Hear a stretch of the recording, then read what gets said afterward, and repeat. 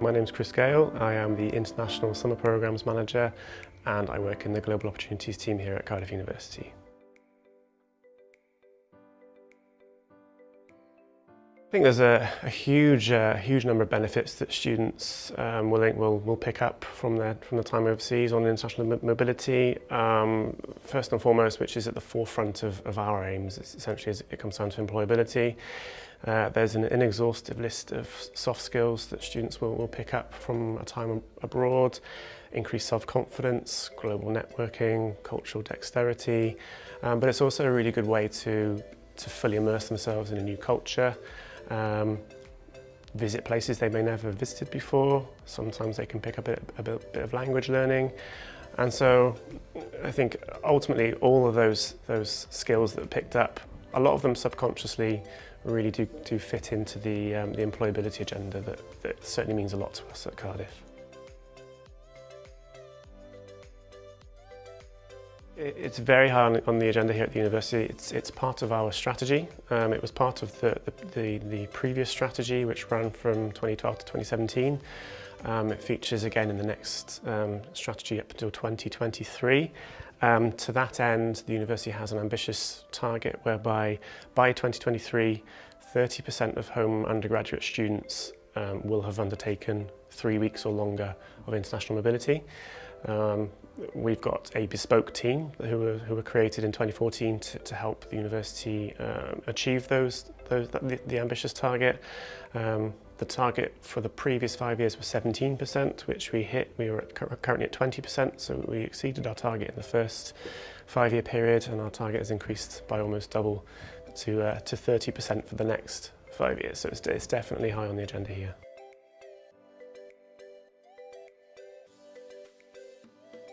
Students these days going to university and getting a degree isn't always enough to land you that graduate job. There's a lot of research going into this area at the moment as well, which is suggesting that students who have been mobile as part of their time at university are achieving better academic results and are also then getting better paid jobs at graduation. We essentially, as a university, we need our graduates to be in employment soon after graduation. That's kind of the main driver for the university, and that's what feeds the university and what helps us recruit students of the future.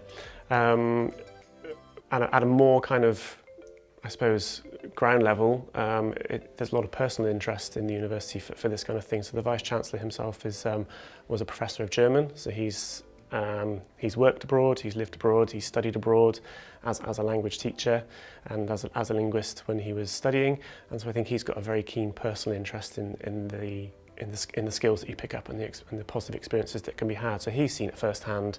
It's fully inspired him into being sort of a fairly prominent figure across the sector in the world of outward mobility from the UK. So there's a lot of things that come together to get us where we are today.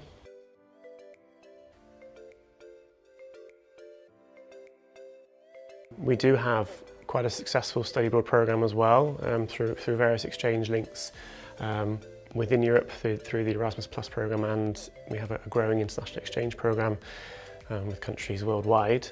And they continue to be popular and they are growing. However,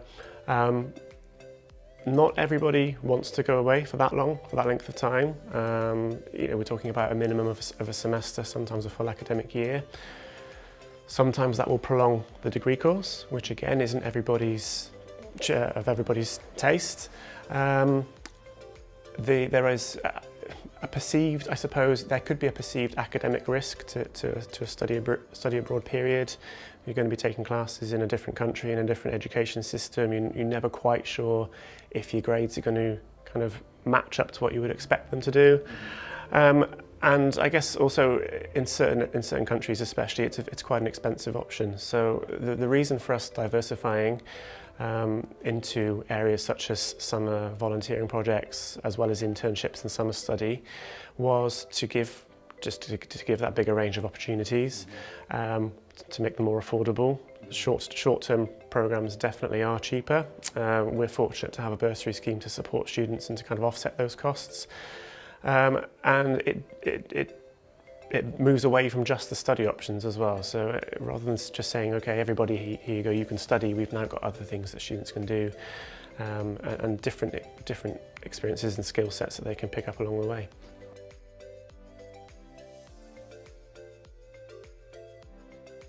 Absolutely fantastic. Yeah, it's by a long shot our most popular programme.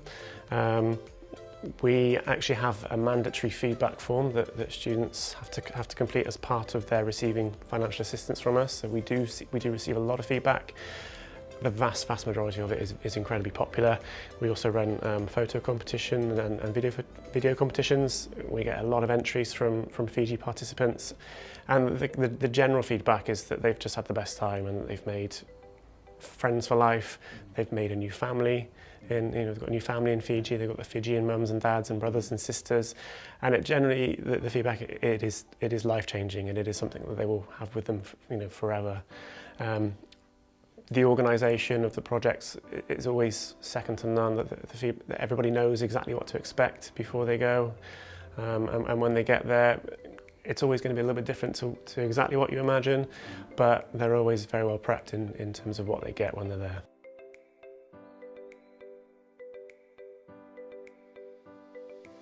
Well, when we started, the first year I think was 2015, so I think this is going to be the fourth year.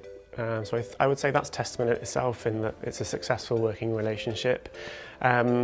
We started with one group of I think 24 volunteers, and we're now this summer looking to send upward of 100 across the education project and the build project. So we've expanded every year. We've got a very flexible working relationship. I think that we've obviously as a university have our own procedures, and I think Pacific as a standalone organisation has their own procedures, but I think we've found a really good way to have a nice flexible approach of keeping in touch and striking the balance to make things work for both of us.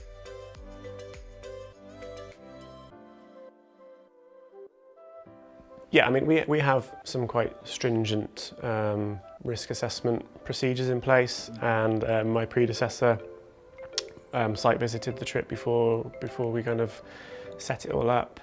So I know that that's been fully taken care of, and from a perspective of the new programme with the build project, obviously there's a different set of regulations and kind of considerations to take there, and I know that that's all kind of as we would expect and as we would require. Student feedback in terms of safety, we've never had anything adverse. We've never had anybody give us any reason for concern about anything that they've encountered on placement. So I think from our perspective, it's our flagship project, and it's one which kind of from our perspective self-manages in the best way.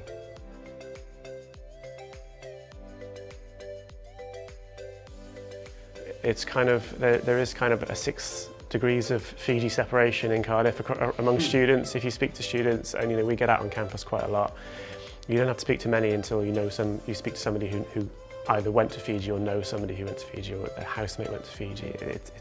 It's kind of infamous around campus, I think.